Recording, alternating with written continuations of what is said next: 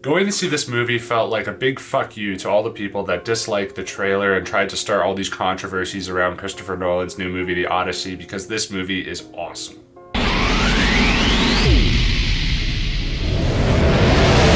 Hey guys, how's it going? I just got out of seeing The Odyssey last night, and this movie was definitely one of my most anticipated movies of the year. I'm a huge fan of Christopher Nolan and all his filmography. I love Interstellar, Inception, the Dark Knight trilogy. So many of his films are some of my favorite movies that I've ever seen, and it always feels like every time he makes a new movie, it's always a massive event, whether it's like Oppenheimer of last year, or now it's The Odyssey. And this movie I was really looking forward to because I find Greek mythology pretty interesting, and the cast looked stacked, and the movie just looked insane from the trailer, so I couldn't wait to go see it. And after seeing it, yeah, this movie's pretty freaking awesome. Starting off with the stuff I liked about The Odyssey, if you just talk about this movie based off the look, the fact that it's practical, it's shot on location, and it's building all these massive sets, and using all these massive actors, and it feels huge. This movie feels so grand. Every shot, every sequence feels real. Everything feels grounded in reality when it comes to The Odyssey here.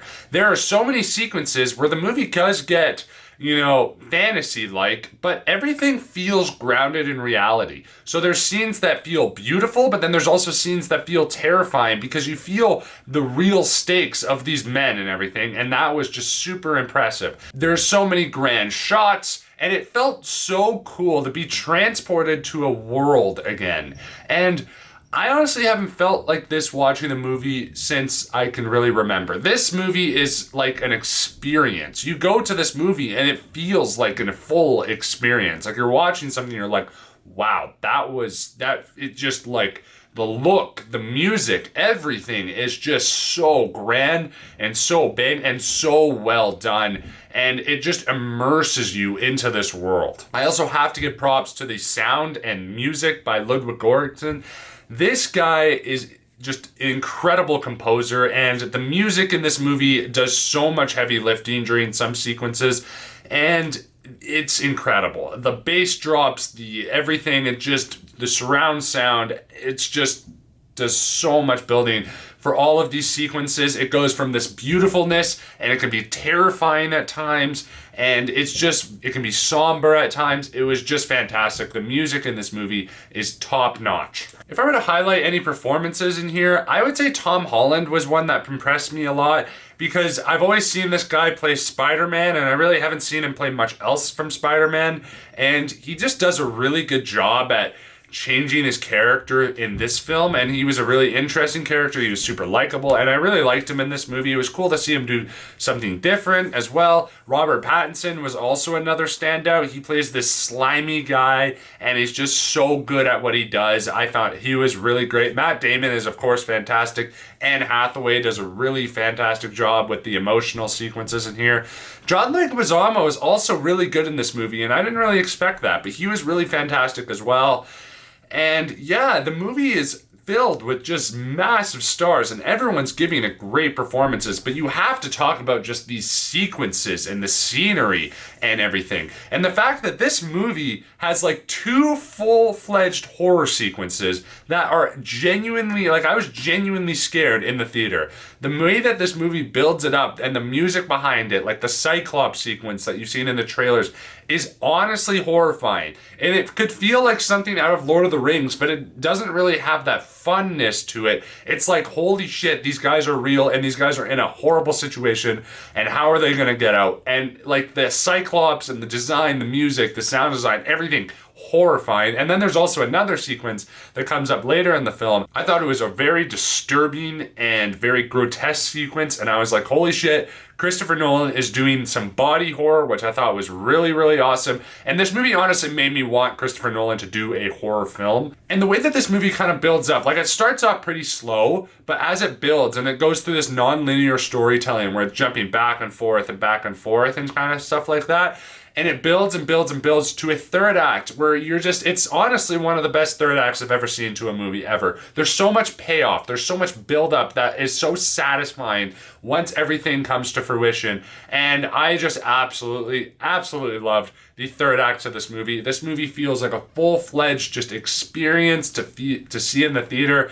I can't believe it. Like, it was just so incredible. Like, I'm just in awe the whole time while watching this movie. And everyone in this movie deserves like so much praise, whether you're part of the costume department, whether you're part of the extras department, whether you're part of the set department. Every department in this movie is just absolutely incredible.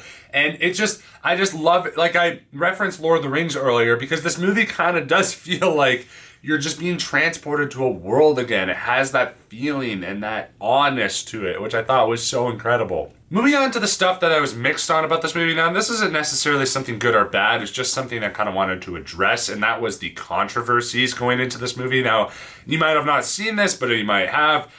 There was some casting choices in the film, and then the movie released a trailer revealing those casting choices, and the trailer got a lot of dislikes, and everyone's like, oh my god, Christopher Nolan's going woke, holy shit, holy shit, holy shit, holy shit. And that's just so bullshit. That doesn't, do not read into that at all. Whether you're talking about the actual performances themselves, like Elliot Page is in this movie for 5 minutes, and he does a great job, honestly. He has a really interesting character in here, and it was a really good performance. And yeah, but he's only in here for 5 minutes. And Lupita Nyong'o's in this movie as well, and does great for the 1 minute that she's in it. But again, she's in it for 1 minute, and I don't understand why everyone's freaking out about this. And as well as Travis Scott, who was probably the one that I was more curious about going into it. I was like, okay, that's the one casting choice. I'm like, what are we doing here, Nolan? But he pulls great performances out of his actors, and he does a great job in the movie. But again, he's only in here for a minute max. And the fact that people are going into this movie saying it's woke is just absolutely crazy. I hate that people use that word to describe movies too. I hate that whole stupid argument. But the fact that they're using it for this movie because of some casting choices by good actors who are doing good performances, holy shit, just fucking calm down. So if you're going into this movie expecting that, or if you're a person that's I'm not going to go see it because of that, dude, make up your mind, go watch the movie, come out if you have your opinion. If you don't like the movie, fair enough, fine, you don't like the movie, but don't go into the movie thinking that it's going to be one thing, or just you don't bother watching it because of whatever you heard on some stupid fucking headline or whatever. Just go watch the movie, make up your own mind, because the controversies around this movie are absolutely just so stupid. Now, that's bringing me to the stuff that I didn't like so much about this movie, and I really only have two things, and they're pretty minor nitpicks. The first thing is kind of an interesting negative to have with the movie, because I just praised it in the positives, but the fact that this movie has so many big stars and so many big name actors, it does kind of take you out of the movie for a second when they first appear on screen. You're like, oh, there's Anne Hathaway, and she was Catwoman or whatever, and then you go, oh, there's Matt Damon, yeah, he's in the movie too. Oh, there's Tom Holland, Spider-Man, oh, he's talking to Punisher. Oh, that's great, John Berthel's in this movie, right? Yep. And the one that actually particularly took me out of the movie was when Zendaya showed up, because I honestly just feel like Zendaya's in every fucking movie ever, but Zendaya's in this movie, and she shows up, and I immediately just kind of got taken out of the movie, and all I saw was Zendaya. Now, as the movie went on, I obviously got more into the characters and everything like that, and everything was totally fine as the movie went on. But when they first showed up, I was like, oh my god, all I see is the actor. I don't really see the character. Will that be able to fix? And the actors do a great enough job to where, yes, it absolutely does. But that is just something that I did notice while watching the film. And my last thing in the movie is that Nolan doesn't really have a fantastic eye for action. Now, the action sequences in this movie are fun, and like I said, there are some horror sequences that are done extremely well. The action sequences are extremely tension-filled. The score does a lot of the heavy lifting. The set design is incredible. They're all practical. There's all some fantastic stuff. It's just the way he shoots it. It's just not really super grand and grandiose. And it's not the most impressive choreography. He does a lot of close-up, quick cuts and stuff like that. That was a problem with the Dark Knight trilogy, and it kind of does feed into here. So while I was watching the movie, everything during the action sequences was fantastic because there was so much payoff and there was so much suspense and everything like that. But you do watch it and you're like, okay, maybe if you gave it to a different choreographer or something like that, maybe the action just would have looked a bit nicer. But that was pretty much the only issue for that. But overall, guys, the Odyssey is the experience of the summer. It is the experience of 2026. And it is honestly the biggest experience I've had as a moviegoer in my entire life. Like, I don't really remember going to a movie where I felt this much on us, inspiring us before. Like, it was just incredible to go see this movie on a big screen. It was so much fun. So with all that said, I am going to give the Odyssey a 97%, and on the rewatchability scale, I'm going to put it in the one-time watch for now, because I think it's absolutely worth it to go see it in theaters the one time. And this isn't necessarily, it's such a grand epic movie that is not necessarily a movie I need to go see right away again, but I absolutely wouldn't mind watching this movie again. And if I got like tickets to an IMAX screening, yeah, I would definitely be there for sure one more time. But just overall, because it's so long, grand, and epic, it is a good one-time watch for sure. Anyway, guys, thank you so much for watching this review. Stay tuned for more reviews coming very soon. Let me know what you guys thought of the Odyssey, and what do you guys think of Christopher Nolan's filmography as a whole. Hit the like and subscribe button and comment down below. Thank you guys so much. Bye.